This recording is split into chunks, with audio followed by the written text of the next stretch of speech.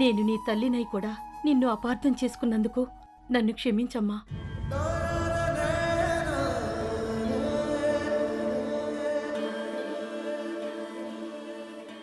నువ్వింత గొప్ప పని చేస్తున్నావని తెలియక నేను నిన్నెన్నో మాట్లాడినాను.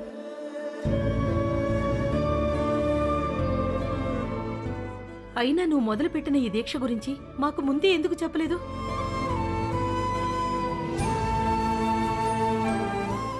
అవును ఉషా, నీ కన్నీళ్ల వెనుకున్న కారణాన్ని ఇన్ని రోజులు మాకు చెప్పకుండా ఎందుకు దాచిపెట్టావు? నువ్వు పడుతున్న బాధను ఒక్క మాట కూడా మాకు చెప్పకుండా లోపలే ఎలా కట్టడి చేశావు? అక్క, నేను మీ అందరికీ చెప్పాలని అనుకున్నాను, కానీ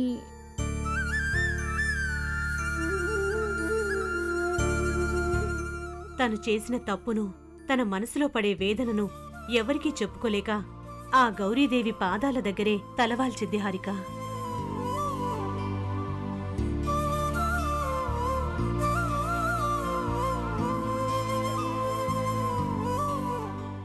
ఈ విషయం అందరికీ తెలిస్తే తన ఏకాగ్రత దెబ్బతింటుందని భయపడి ఎవరికీ తెలియనివ్వలేదు.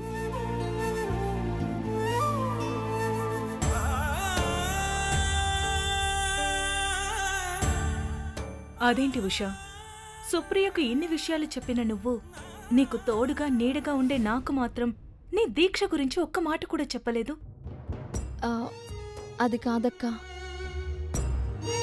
నా మనసు పడుతున్న ఈ ఆవేదనను నీకు చెప్పి నిన్ను కూడా బాధ పెట్టడం ఇష్టం లేకే తప్ప నీ దగ్గర దాచడం నా ఉద్దేశం కాదు.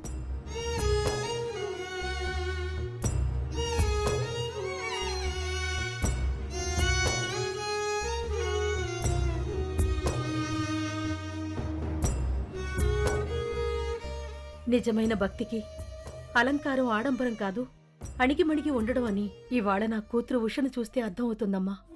అవును పిన్ని, ఉష చేపట్టిన ఈ దీక్ష వృధా పోదు. ఆ గౌరీదేవి దీవెనలు ఖచ్చితంగా ఉషకు దక్కుతాయి. తొందరలోనే ఉష, కిరణ్ మళ్ళీ ఒకటవుతారు.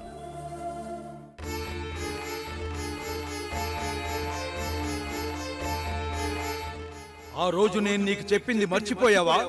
గ్రహదోషం వల్ల తప్పు చేసిన నీ భర్త మళ్ళీ ఏ గ్రహదోష పీడన లేకుండా అతను బ్రతికి ఉండాలంటే ఇంకో 3 నెలలు నువ్వు నీ భర్తకు దూరంగా ఉండాలి.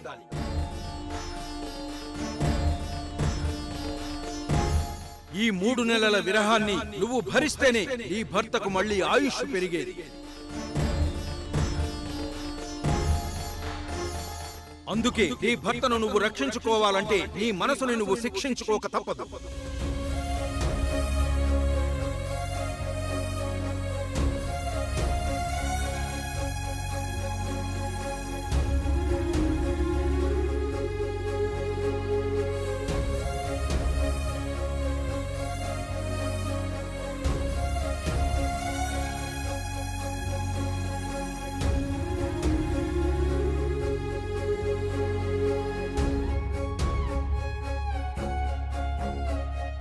ఏంటి ఉషా, ఇంకా ఆ దీక్ష ధ్యానంలోనే ఉన్నావా?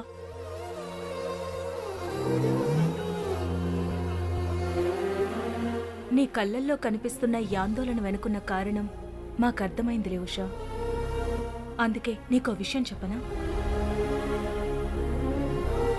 ఏంటక్కా అది? నీకున్న ఈ సమస్య మూలంగా నువ్వు చాలా చిరాకు పడుతున్నావని అత్తయ్యకు అర్థమైంది.